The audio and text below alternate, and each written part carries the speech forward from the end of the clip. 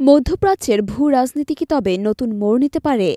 যুক্তরাষ্ট্রের প্রতিরক্ষা বিভাগ সিরিয়া থেকে সব মার্কিন সেনা প্রত্যাহারের পরিকল্পনা করছে। প্রেসিডেন্ট ডোনাল্ড ট্রাম্পের প্রশাসন আগেও এ ধরনের সিদ্ধান্ত নিতে চেয়েছিল, তবে এবার তা বাস্তবায়নের দিকে যাচ্ছে বলে মনে করছেন বিশেষজ্ঞরা। দীর্ঘদিনের এই সামরিক উপস্থিতি সরিয়ে নেওয়া কি নতুন অস্থিতিশীলতা তৈরি করবে, নাকি মধ্যপ্রাচ্যে শান্তি প্রতিষ্ঠার সম্ভাবনা বাড়াবে?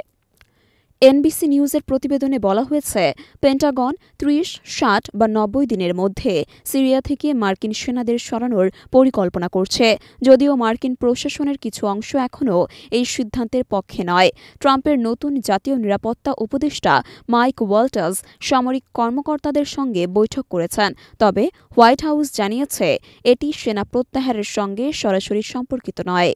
ইতিহাস বলছে, ২০১৯ সালেও ট্রাম্প সিরিয়া থেকে সেনা প্রত্যাহারের নির্দেশ দিয়েছিলেন, তবে প্রতিরক্ষা মন্ত্রী জেমস ম্যাটিসের বিরোধিতার কারণে তা বাস্তবায়িত হয়নি। বর্তমানে সিরিয়ায় আনুষ্ঠানিকভাবে প্রায় ৯০০ মার্কিন সেনা রয়েছে, যদিও বিভিন্ন প্রতিবেদনের সংখ্যা ২,০০০-এর বেশি বলা হয়েছে।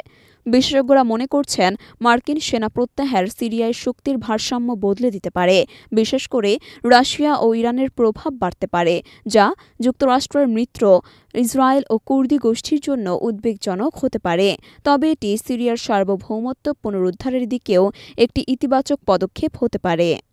ভবিষ্যতে এই সিদ্ধান্ত মধ্যপ্রাচ্যের রাজনীতিকে কোন পথে নিয়ে যাবে?